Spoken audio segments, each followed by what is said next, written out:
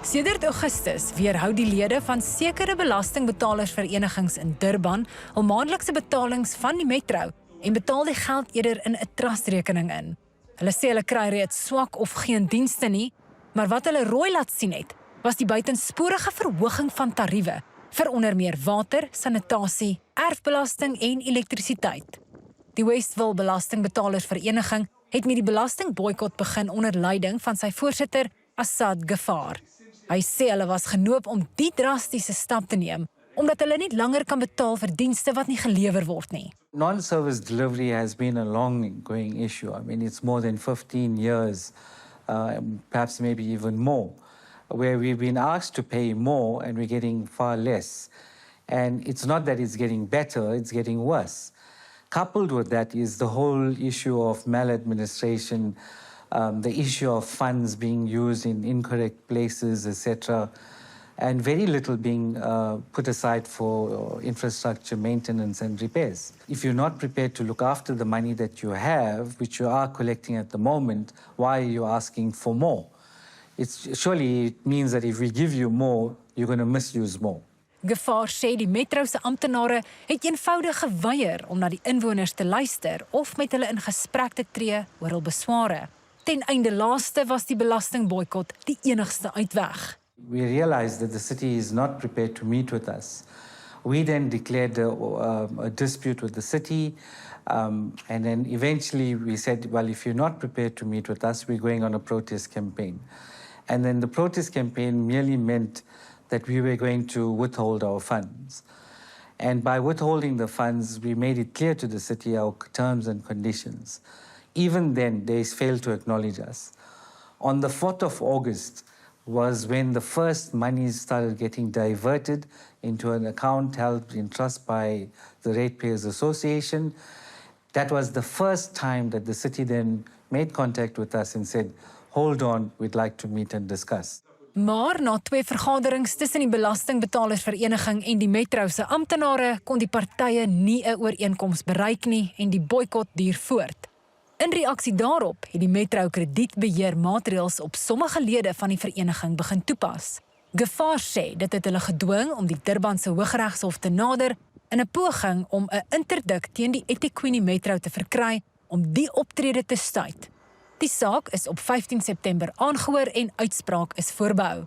'n Inwoner van Westville, Angela Cockrell, is een van 5 lede van die belastingbetalersvereniging teen wie die metro opgetree het. I've been unhappy with the service from the municipality for many years.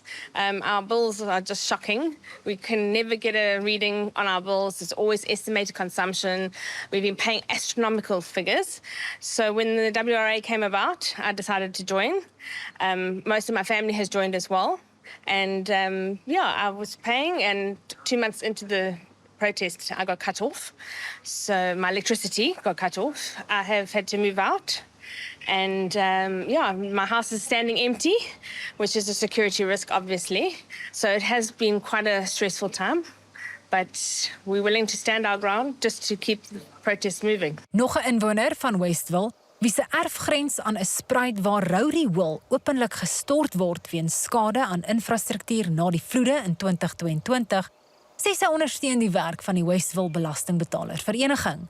Sy het al moed opgegee met die eThekwini-metro se onvermoë om diensleweringsprobleme in haar woonbuurt op te los. It's terrible. My house is like 30 meters away from this and I can't open my doors and windows. It is not nice. We are paying our rates. You just don't get a response to even say, this is what the delay is. This is why we can't provide the service right now. We are looking at it.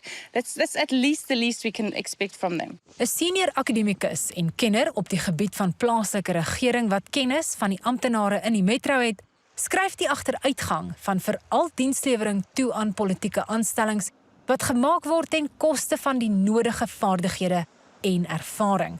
Hy het gevra om anoniem te bly uit vrees vir weerwraak. What has happened is we've made appointments at very senior level where people do not have the requisite qualifications as well as the experience.